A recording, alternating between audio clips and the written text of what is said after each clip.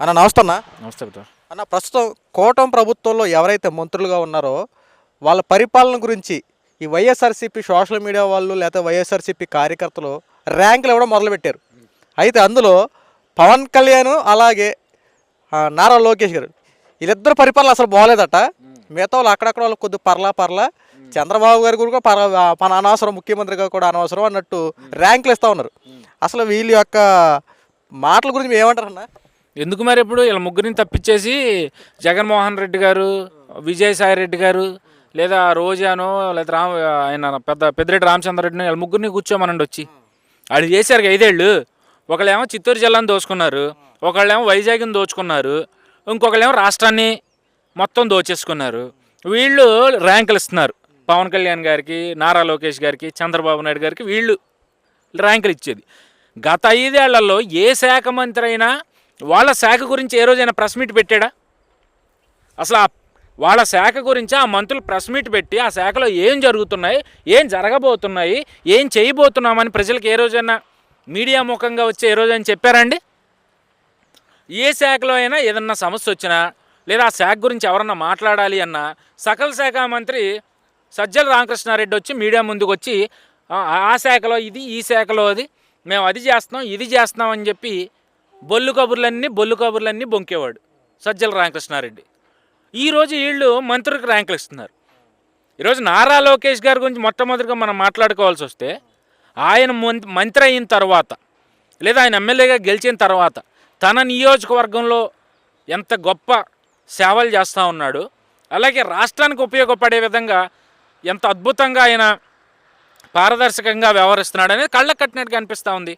ఈరోజు ఆయన సొంత నియోజకవర్గంలో ఉన్న అధికారంలో లేకముందే అక్కడ మహిళలకు కానీ యువతకు కానీ అన్ని విధాలుగా శిక్షణ ఇచ్చి స్వయం ఉపాధి కల్పించే విధంగా అక్కడ చేనేత దగ్గర నుంచి లేదంటే చిన్న చితక ఉద్యోగాల దగ్గర నుంచి మిషన్ కుట్టుకోవడాలని ఇలా 100 రకాల కల్పనలన్నీ చేసి వాళ్ళకి అండగా నిలబడి అధికారంలోకి వచ్చిన తర్వాత చదువుకున్న యువత కోసం జాబ్ మేళాలు నిర్వహిస్తూ ఆ నియోజకవర్గంలో పాడైపోయిన రోడ్లన్నీ వేపిస్తూ ఆ నియోజకవర్గాన్ని అద్భుతంగా అభివృద్ధి పదంలో ముందుకు తీసుకెళ్తున్న నారా లోకేష్ గారి గురించి అండి వీళ్ళు మాట్లాడేది లేదు. ఆయన మంత్రి పదవి తీసుకున్న తరువాత విద్యా వ్యవస్థలో తీసుకొచ్చిన అద్భుతమైన మార్పులు చూడండి ఒకసారి. ఇదివరకు ఏ రోజైనా టైం టు టైం టీచర్లు వెళ్ళడం కానీ, ప్రభుత్వ పాఠశాలలో స్టూడెంట్స్ అందరూ కూర్చుని పేరెంట్స్తో కలిసి ఏ రోజన్నా మీటింగ్లు, అంత అద్భుతమైన మీటింగ్లు జరిగిన పరిస్థితులు చూసామండి. లేదంటే ఏ రోజన్నా ముఖ్యమంత్రి కానీ మంత్రులు కానీ ఏదైతే మిడ్ డే మీల్స్లో వెళ్ళి విద్యార్థులతో కలిసి కూర్చుని భోజనం చేసిన పరిస్థితులు మనం చూసామా? లేదు. రాష్ట్రానికి తీసుకొచ్చిన అద్భుతమైన పెట్టుబడులు టీసీఎస్ కానీ, టాటా కంపెనీస్ సంబంధించి కానీ, రిలయన్స్ కావచ్చు, అదానీ కావచ్చు, అన్నిటికన్నా ముఖ్యంగా గూగుల్ అండి. హైదరాబాద్కి ఎవరైతే గూగుల్ని తీసుకొచ్చారో ఆయన రక్తం, ఆయన బిడ్డ నారా లోకేష్ ఈరోజు వైజాగ్ కూడా ఆయనే ఆ రక్తమే గూగుల్ని తీసుకొచ్చింది. మరి ఇంకా వాళ్ళకి వీళ్ళు ఏం చూసి ర్యాంకింగ్ ఇచ్చారనేది నాకు అర్థం కాదు. అంటే వీళ్ళ ర్యాంకింగ్ ఎట్లా ఉంటుందంటే అండి, అధినాయకుడు మాటని జవదాటకుండా అధినాయకుడు ఎక్కడి నుంచి ఎంత తీసుకురమ్మంటే అంత తీసుకురావడం, దొరికిన కాడ దోచేయడం, అడిగిన వాడిని కేసులు పెట్టి ఇబ్బంది పెట్టడం. సో ఆ విషయాలన్నీ అక్కడ జరగట్లేదు కదా, అందుకని నారా లోకేష్ గారు ర్యాంక్ తీసేసి ఉండొచ్చు. అలాగే ఈ అంశాలన్నీ కూడా చంద్రబాబు నాయుడు గారిలో కానీ పవన్ కళ్యాణ్ గారిలో కానీ ఈ అంశాలు ఏం కనపడట్లా. మేబీ మరి వాళ్ళ ఆలోచన విధానం ప్రకారం మరి వాళ్ళు అట్టడుగుని ఉన్నట్టే కదా, వాళ్ళు కోరుకున్నట్టు అక్రమాలు చేయట్లా, అబద్ధాలు చెప్పట్లా, అవినీతి చేయట్లా, అక్రమ కేసులు బనాయించట్లా. మరి అలాంటప్పుడు వాళ్ళు ఇచ్చిన ర్యాంకింగ్స్లో వీళ్ళు అట్టడుగుని ఉన్నట్టే కదా. అలాగే పవన్ కళ్యాణ్ గురించి మనం మాట్లాడుకుందాం. పవన్ కళ్యాణ్ గారి గురించి ఆయన ఉప ముఖ్యమంత్రి అయిన తర్వాత, అలాగే గ్రామీణాభివృద్ధి శాఖ మంత్రి అయిన తర్వాత ప్రతి పల్లెల్లో గత 5 ఏళ్లలో పంచాయతీలో ఏవైతే సమస్యలు ఉండేవో, ప్రధానంగా సర్పంచ్లు ఏవైతే ఇబ్బందులు పడ్డారో ఆ సర్పంచుల బాధలన్నింటినీ కూడా తీరుస్తూ పంచాయతీలకి నిధుల్ని కేటాయిస్తూ ఆగస్టు 15 నాడే వాళ్ళ అకౌంట్లోకి నిధుల్ని ట్రాన్స్ఫర్ చేసిన పరిస్థితి. అలాగే ప్రతి గ్రామంలో పాడైపోయిన రోడ్లను తీర్చిదిద్దే విధంగా ఆయన తీసుకున్న నిర్ణయాలు. మంచినీటి సమస్యలు, ఎక్కడైతే మంచినీరు లేక ప్రజలు ఇబ్బందులు ఇక్కట్లు పడుతున్నారో ఆ మంచినీటి సమస్యల కోసం త్వరతగిన పరిష్కారాలు చేసుకుంటూ, అలాగే ఈరోజు చూసుకుంటే అటు శ్రీకాకుళం, విజయనగరం తండాలు, అడవిల్లో ఈ రోజుకి జోళ్ళ మీద మోసుకుంటూ ఆసుపత్రికి తీసుకెళ్తున్న సమయంలో దారిలోనే మృత్యువాత పడుతున్న పరిస్థితి. దారులు సరిగా లేక, వాళ్ళ హాస్పిటల్కి వెళ్ళడానికి సరైన సదుపాయాలు లేక ఇబ్బందులు పడుతుంటే ఈరోజు వాళ్ళ దగ్గరికి వెళ్ళి స్వయంగా ఒక ఉప ముఖ్యమంత్రి అలాంటి గిరిజన ప్రాంతాల్లోకి వెళ్ళి వాళ్ళతో మమేకమయ్యి వాళ్ళ బాగోగులన్నీ తెలుసుకుని వాళ్ళకి కావాల్సినవన్నీ కూడా రోడ్లు ఒకటి వేసి నేను మిమ్మల్ని వదిలేయను, మీకు కావాల్సిన మౌలిక సదుపాయాలన్నీ కల్పించే నేను ఇక్కడి నుంచి వెళ్తాను అని చెప్పిన పవన్ కళ్యాణ్ గారు ఆ విధంగానే చేసుకుంటూ వస్తూ ఉన్నారు. సో మరి అంత గొప్పగా చేస్తున్నప్పుడు మరి వీళ్ళు ఏం చూసి ర్యాంకింగ్స్ ఇచ్చారు? అవినీతి అక్రమాలు చూసి మరి వాళ్ళ ప్రకారం చూసుకుంటే అవేమీ చేయలేదు కాబట్టి పవన్ కళ్యాణ్ గారు కింద పడిపోయినట్టే, ఎనమాలు ఉన్నట్టే.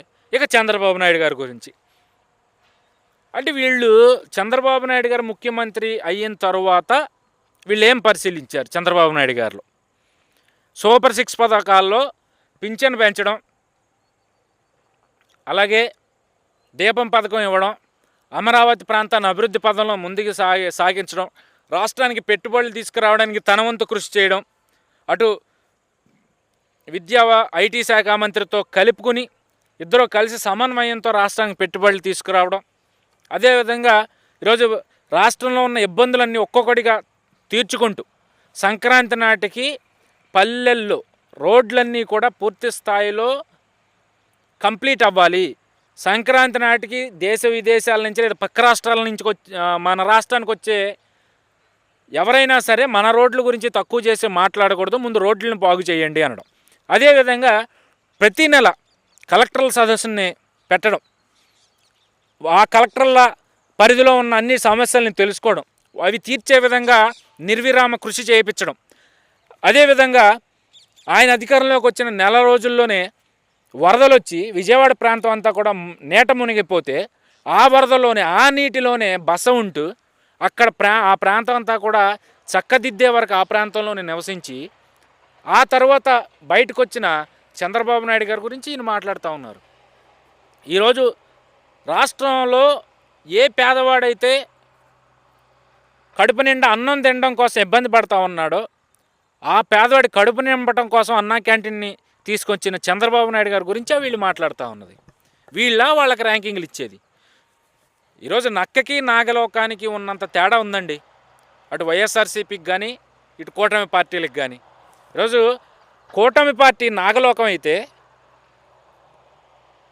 వీళ్ళు నక్కతో సమానం వైసీపీ వాళ్ళు.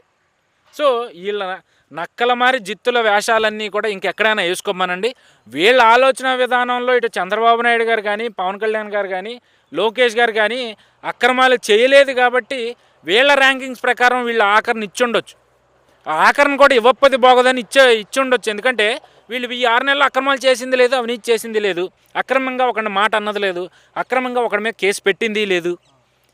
ఈవెన్ తప్పు చేసిన వాళ్ళని కూడా చూసి చూడనట్టు పోతూ ఉన్నారు. సో ఇలాంటి వ్యక్తులకి వీళ్ళు ర్యాంకింగ్లు ఇవ్వడం, దాని గురించి మనం డిస్కస్ చేయడం అది నిజంగా చాలా పెద్ద కామెడీ అయిన అంశంగా నేను భావిస్తూ ఉన్నా. వీళ్ళకి వీళ్ళు ర్యాంకులు ఇచ్చుకోమనండి. అధికారం కోల్పోయిన తర్వాత మనం ప్రజలతో ఎంతవరకు మమేకం అయ్యామో, ప్రజలు మనతో ఎంతవరకు మమేకం అవ్వడానికి ప్రయత్నిస్తున్నారు అనేది వీళ్ళకి వీళ్ళు ర్యాంకింగ్లు ఇచ్చుకోమనండి. అంతేగాని కూర్చుని ఒక చోట కూర్చుని వీళ్ళకి వీళ్ళు భజన చేసుకుంటా వాళ్ళకి ర్యాంకింగ్లు ఇచ్చుకుంటా వీళ్ళకి ర్యాంకింగ్లు ఇచ్చుకుంటా వీళ్ళ వల్ల ప్రజలకు ఏం ఉపయోగం? వీటి వల్ల కానీ వీళ్ళ వల్ల కానీ. సో దాని గురించి వాళ్ళ ర్యాంకింగ్ల వల్ల ఉపయోగం లేదు. ప్రజలు ఆల్రెడీ ఎవరికి ఎంత ర్యాంకింగ్ ఇవ్వాలో అంత ర్యాంకింగ్ ఇచ్చేశారు. సో వీళ్ళ ర్యాంకింగ్లు అయితే ఎవరు పట్టించుకోరు.